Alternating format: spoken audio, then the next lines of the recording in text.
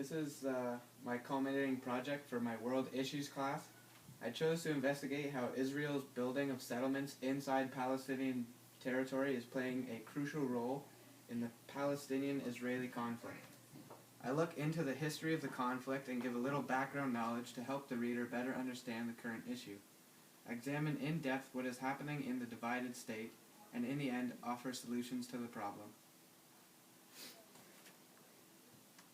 So where is Israel? Israel is located just northeast of Africa, and in the Middle East. It's right here, in between Egypt, Jordan, Syria, and Lebanon. A little background. The Palestinian-Israeli conflict dates back to the turn of the 20th century. Historically, the land of Palestine has been conquered and held at different times by three different religious groups: Christians, Muslims, and Jews. At the end of the 19th century, the land was part of a larger Ottoman Empire that spread from Turkey to the bottom of Saudi Arabia, ruled and inhabited by a majority of Muslims.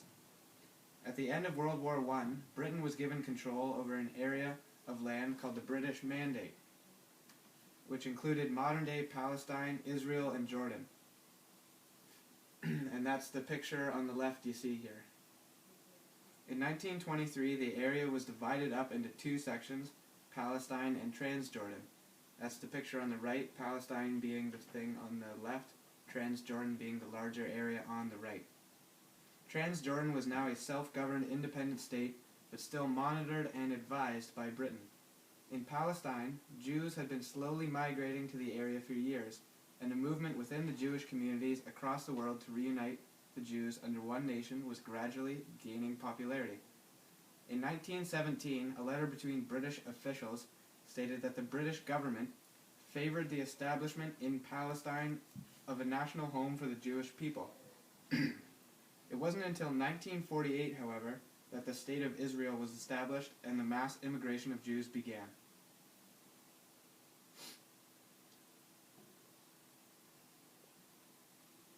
By 1967, Jews were no longer a minority in the region, and ever since they have maintained a much higher population in the Israel-Palestine region than the Arabs.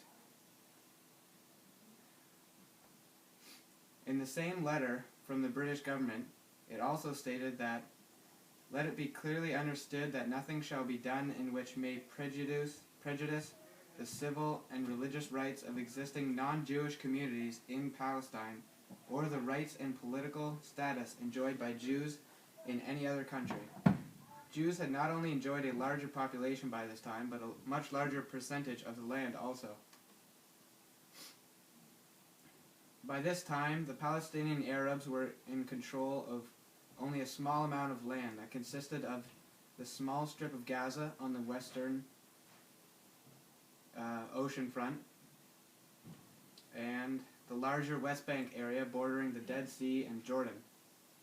Jerusalem and other sites in the area have high religious significance for Christians, Jews, and Muslims. Since the creation of Israel, fighting over who has rights to the religious sites has been the catalyst for many armed conflicts between Israel and not only Palestinian Arabs, but almost every Arab nation in the area.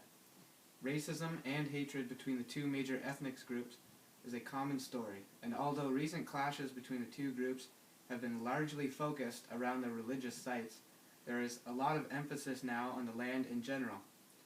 If there is ever going to be peace between Palestine and Israel, a lot of people believe it will only be reached through a two-state solution, a solution that will see definite borders placed between the two states. Theoretically, there should be no problem with this solution. Each side gets to rule over its land, and with border lines written in stone, land should not be fought over.